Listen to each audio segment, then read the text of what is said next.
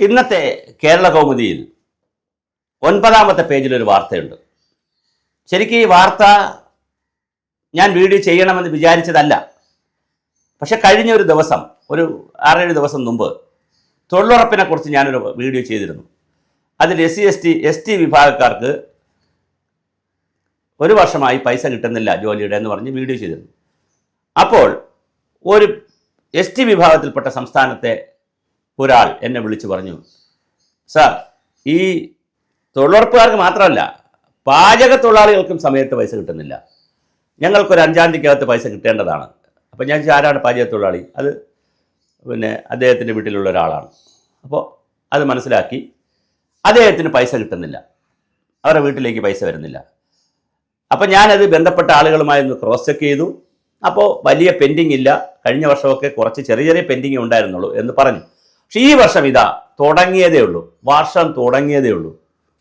ആദ്യത്തെ ജൂൺ മാസമാണ്. അപ്പോൾ സ്കൂൾ 2 മാസം ഇല്ല. നിങ്ങൾ ആലോചിച്ച് നോക്കണം.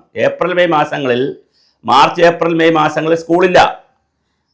അപ്പോൾ പാചക തൊഴിലാളികൾക്കൊന്നും വലിയ റോളില്ല. ജൂൺ മാസമാണ് സ്കൂൾ തുറക്കുന്നത്. അപ്പോൾ ജൂൺ മാസം സ്കൂൾ തുറക്കുമ്പോൾ അവർക്ക് ആദ്യത്തെ മാസത്തെ ശമ്പളം തന്നെ അവർക്ക് കൊടുക്കാത്തതാണ് ഇന്നത്തെ വാർത്ത. കേരള കൗമുദിയുടെ വാർത്ത നിങ്ങൾ കാണുക. അതായത് ആദ്യ മാസ ശമ്പളം കിട്ടാതെ സ്കൂൾ പാചക തൊഴിലാളികൾ, അവർക്ക് കൊടുക്കുന്നത് 600 രൂപ വെച്ചിട്ടാണ് കൊടുക്കുന്നത്. അതൊരു 13,000 രൂപ എല്ലാം കൂടെ കിട്ടും.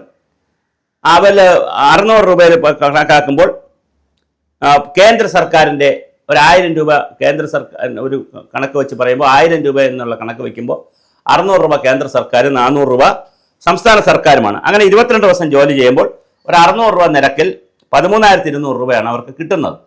പിന്നെ ഹർത്താൽ, ബന്ദ് അങ്ങനെയൊക്കെ വന്നു കഴിഞ്ഞാൽ കുറച്ച് കുറയും. എന്തായാലും 10-13,000 രൂപ അവർക്ക് കിട്ടും. അവധിക്കാലത്ത് അലവൻസ് 2,000 രൂപ കൊടുക്കുന്നുണ്ട്. പക്ഷെ അതുകൊണ്ട് ഈ 3 മാസം പോവുക എന്ന് പറയുന്ന പ്രയാസമാണ്. 13,453 പേരെയാണ് അംഗീകരിച്ചിട്ടുള്ള തൊഴിലാളികളായി വന്നുള്ളത്. എന്നെ ലിസ്റ്റിൽ അംഗീകരിക്കുന്നുണ്ട്. എന്നാൽ 20,000-ലധികം പേർ ഇപ്പോൾ ജോലി ചെയ്യുന്നുണ്ട്. അപ്പോൾ 26,000 പേർ അംഗൻവാടികളുണ്ട്, 20,000 പേർ ഇവരുണ്ട്. ഈ 20,000 പേരും സ്ത്രീകളാണ്, മഹാഭൂരിപക്ഷ സ്ത്രീകളാണ്. 500 കുട്ടികൾക്ക് ഒരാളെന്നുള്ള ക്രമത്തിലാണ് ഇത് പോകുന്നത്. എങ്ങനെയാണ് ഒരു 150-200 കുട്ടികൾക്കപ്പുറമുള്ള പാചകം ഒരാൾ ചെയ്യുക? ഒരാൾ 500 കുട്ടികൾക്ക് പാചകം ചെയ്യുക എന്ന് പറഞ്ഞാൽ, ഒരു തൊഴിലാളി എന്ന് പറഞ്ഞാൽ ഒരു കടുപ്പമായി പോയി.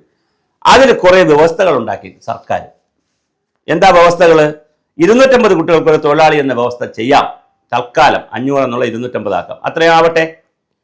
മിനിമം കൂലി പരിധിയിൽ നിന്ന് ഒഴിവാക്കിയ ഉത്തരവ് പിൻവലിക്കും. നേരത്തെ ഒരു മിനിമം കൂലി ഉത്തരവ് ഉണ്ടായിരുന്നു, അത് ഒഴിവാക്കിയ ഉത്തരവ് പിൻവലിക്കും. ID കാർഡ്, ഏപ്രൺ എന്നിവ വിതരണം ചെയ്യും. ബാങ്ക് മുഖേന ഇൻഷുറൻസ് പദ്ധതി ഏർപ്പെടുത്തും. വിരമിക്കൽ ആനുകൂല്യം കാര്യങ്ങൾ ഈ ജൂണിൽ ചർച്ച ചെയ്യും. ജൂൺ കഴിഞ്ഞു പോയി, ഒരു ചർച്ചയും നടന്നിട്ടില്ല. വളരെ കഷ്ടമാണ് അവരുടെ കാര്യങ്ങൾ.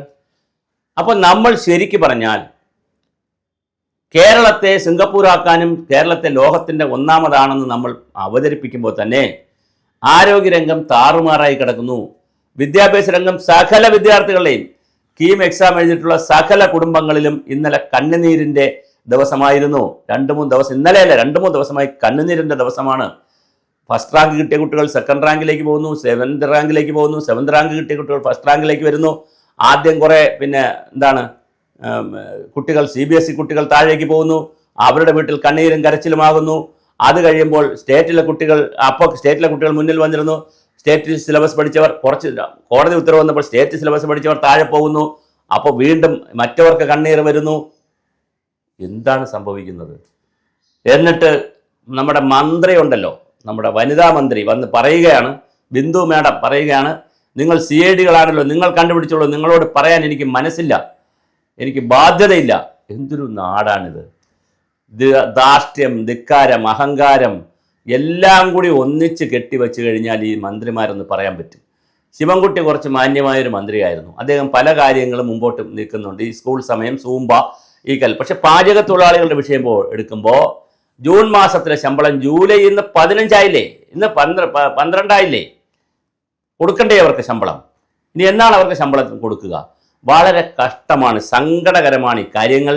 എന്തായാലും പാചക തൊഴിലാളികൾക്ക് ശമ്പളം കൊടുക്കുന്നില്ല എന്നുള്ളത്, കിട്ടുന്നില്ല, ഈ ജൂൺ മാസത്തെ കിട്ടിയിട്ടില്ല എന്നുള്ളത് വളരെ കഷ്ടമാണ്. ശിവൻകുട്ടി വളരെ പ്രത്യേകം ശ്രദ്ധിക്കണം. എല്ലാ മാസവും ആദ്യം 5-ാം തീയതിക്കകത്ത് അവർക്ക് ശമ്പളം എത്തിക്കണം. അവരും പച്ചയായ മനുഷ്യരാണ്.